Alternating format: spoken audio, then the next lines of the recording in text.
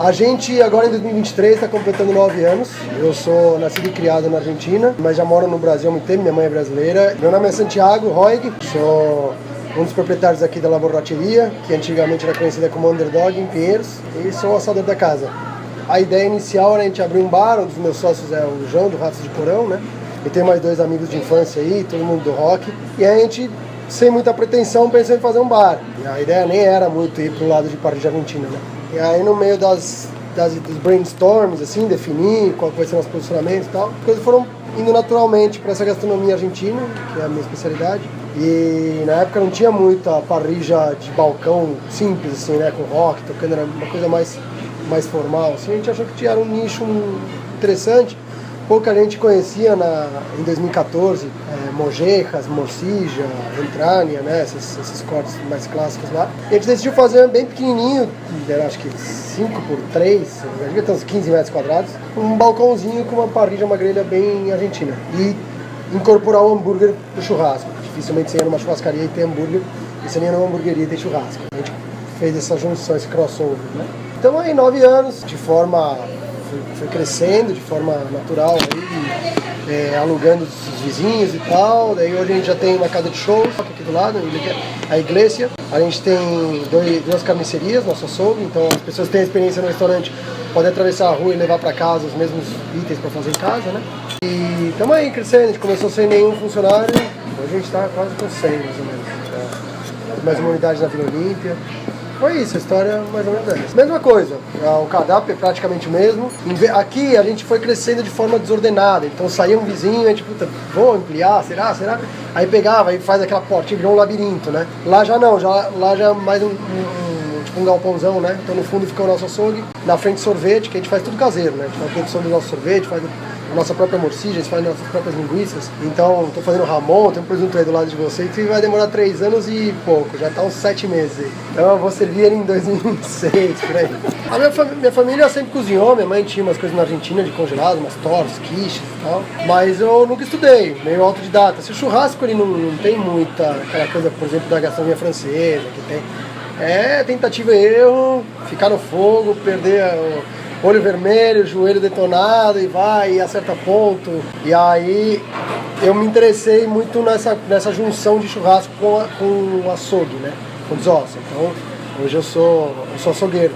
Atualmente eu faço muita desossa, né? O que dá um poder de barganha para compra do material, você tem uma visão geral de todos os cortes, qual que é a característica de cada músculo.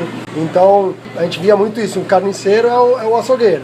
Dificilmente você vai ver o cara servindo churrasco. E o churrasqueiro, muitos churrasqueiros falam, meu, onde tira a picanha do boi, o cara sabe mais ou menos, mas se pegar uma faca ele não sabe tirar, entendeu? Então eu tive sempre esse interesse de ir atrás das raças, ir na fazenda, ver o que eles comem, como que é a característica do animal, o bem-estar, tirar um pouco dessas teorias aí de que o agro está destruindo o planeta, então não é tudo verdade, também não é tudo mentira. Sempre me interessei pelas coisas e harmonizar, né? Churrasco é simplicidade, então acertar o sal, não botar um monte de coisa. Coisa simples, com o nosso atendimento é meio irreverente, tem muita reclamação, né? Sim, só tem elogio. Não, é 880. Tem gente que ama, tem gente que fala, puta, a cadeira tá molhada. O banheiro tá cheio de quadrinho quando eu entro nos reviews, né? Quase nunca entro, mas quando eu entro pra ver, eu imprimo e ponho lá nas nossas xingamentos. Você falou que tem um lance meio polêmico, porque qual que é aí? A gente saiu várias vezes. Eu acho que a gente saiu muito mais vezes na mídia como polêmica do que com qualidade de comida, na verdade. Por mais que a empresa cresceu muito no último tempo, a gente já saiu. A gente sempre teve problema com essa reverência, com esse humor negro, entre aspas. Então sempre a gente fazia essas brincadeiras, esse sarcasmo. E hoje em dia tá difícil, né, de você poder fazer qualquer piada, porque você sempre vai ofender alguém. E aí, não contente, eu decidi fazer um painel de 4 metros por 3 iluminado para poder xingar as pessoas de forma clássica. Então, o último, veio Bandeirantes, Record, Globo, saímos no G1, saiu tudo porque a gente fez uma frase de brincadeira. E aí chama atenção, aí vem, teve de polêmica de criança, de que a gente falava, seu cachorro é bem-vindo, mas amarre a criança no poste. Aí já veio a associação das mães, não sei o que. Então a gente tem esses... De certa forma a piada ela tem que ter um fundo de verdade, mas... e a última era... Também tinha a ver com criança. Tive filho agora, né? Tem 1 mês e meio, era mais uma piada, auto-piada. que era Não Odiamos Todas as Crianças, é só a sua mesmo.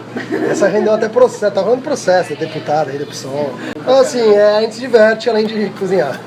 Vocês comeram, eu indiquei, né, pra misturar um pouco de suíno. A gente trabalha aqui basicamente com cordeiros, suínos e bovinos, tá? Tem um corte muito interessante que chama matambre. O matambre é no bovino. E aí o matambrito, que seria em espanhol um pequenininho, é a capa da costela do suíno. Então é um corte que é bem mais fácil de fazer do que o bovino, mas ele chega a ser costela, mas é a capa da costela, é outro músculo, é o músculo que treme quando tem as moscas nos cavalos, nos bois, nos porcos, eles ficam tremendo aqui, né? É justamente esse músculo. E aí a gente faz ele meio cítrico, com uma manteiga temperada, um limão, e aí a gente faz meio parmegiana ali. E depois vocês comeram a entranha, que é o diafragma, né? Nosso músculo de soluço fica por dentro aqui do rojão da costela. E é um item que rende pouco.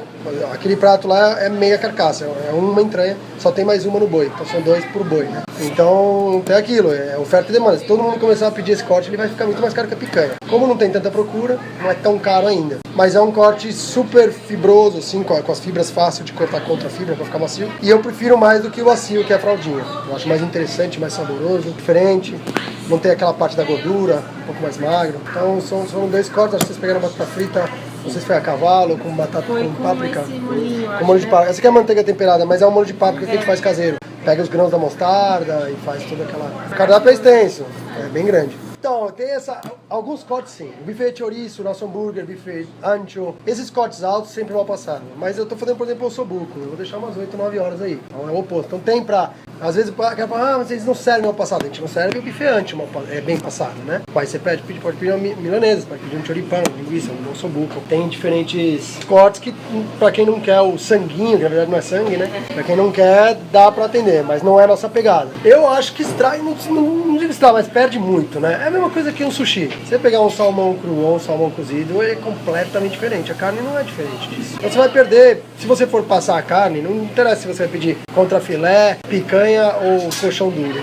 Vai ficar tudo a mesma coisa. Então o interessante de deixar mal passado é justamente para você entender o sabor de cada característica de cada corte, né? Casa de show aqui, como é que é? É atrás dessa parede aqui. Então você saindo, vocês vão ver o açougue do outro lado da rua. Se vocês virarem, tem um estacionamento. Você entra no estacionamento, desce, um galpão que era uma mecânica, uma oficina mecânica, e a gente fechou acusticamente, fez todo o investimento, mesa de som, PA e tal. E como eu falei, a gente sempre tocou, a gente tem banda, um dos sócios da casa é o João do Ratos de Porão, então já teve show do Ratos de Porão aí, que abriu muitas portas. E normalmente tem de quinta a domingo, a gente tem shows, já teve stand-up comedy, já teve jazz, teve blues, folk, country, mas é um pouco mais voltado pro metal, pro rock mais pesado. Tá rolando, a gente abriu no meio da pandemia, né, meio loucurada, a casa de show, então tá tudo fechado. Mas tá rolando, tô bem contente e sai um pouco da mesmice de ficar todo dia aqui servindo desses cortes atrás do balcão, se diverte um pouco com outras coisas. Tudo, como são várias casas, por exemplo, a Vila Olímpia tem horários diferentes, eles abrem segunda, a gente não abre. Mas no Instagram tem, nos destaques tem tudo certinho, mas basicamente é de terça a domingo. E como a gente tem muito funcionário e a nossa carga de funcionário é diferente, trabalha um dia sim, um dia não.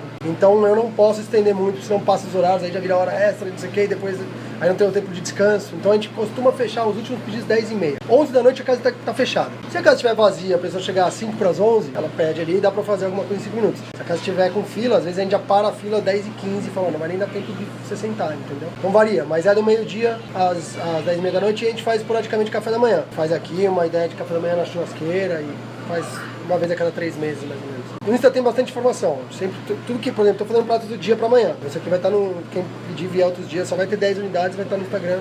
Valor, tudo certinho. Amanhã é um hambúrguer de ossobuco. É borracheria com TX. Antes era Underdog Bar, e aí a gente mudou de nome. Um problema com marca e registro, patentes e tal, e aí a gente acabou virando lá borracheria com TX. É igual borracho na Argentina é bêbado, né? Quando eu vim da Argentina eu falava, cara, um monte de borracharia, quando eu pneu eu falava, é boteco, né? O pessoal fica borracho, que é a borracha, né? Então a gente fez esse trocadilho aí, e pra não ficar muito borracharia, provavelmente tem alguma coisa de registro de marcas patentes, a gente botou com TX, que é tipo basco, né? Espanhol do norte da Espanha, pra quebrar um pouco, faz a ideia da frase é igual, mas não existe... Não vai ter problema com ninguém tendo esse mesmo nome. Eu acho demais essa ideia. A gente viu que a cidade se modificou para ter os parques, tirar um pouco os carros da rua. É ruim para quem tem carro e precisa do carro, que é difícil para achar vaga para estacionar, mas também a gente vive um caos que é legal hoje você vê. Eu acho que falta um pouco mais de estrutura, claro. Não é pintar ali umas ruas ali e botar as bikes, mas eu acho legal como os países de prestígio tem muito, além de... Pô, é bonito de ver, saudável, a porra toda, mas eu acho que ecologicamente é bom, só tem coisa boa, né? Mas é aquilo, a gente não tem, como todos os problemas do Brasil, a educação no trânsito, os buracos, a assistência e tudo mais. Então acaba, você vê os bikes atravessando de tudo que é lado, você fala, meu, isso daqui é uma boa. Mas eu acho que justamente o que vocês fazem é pra melhorar isso, né? Mas eu acho que é um começo. Eu acho que esse esquema... Né? A gente tem um problema também geográfico que tem muita subida e descida aqui, né? Não é, por exemplo, Buenos Aires é plano. Você pega uma bicicleta, você faz a cidade inteira. Aqui você pega aqui a subida do cemitério de Pacaembu. Aí depois eu morava no Morumbi antes, eu vinha de bike, né? Ia embora e vinha de bike. Pra mim, que sou velho, encostado no fogo, é muito. Mas era, sei lá, uns 15 km de volta, assim, e muita subida e descida ali, né? No Morumbi. Então tem essa questão, né? Esse desafio, mas é bom também, né? Porque depois o cara pega o jeito, o ritmo. Eu acho bem legal trabalhar assim. Bem-vindos.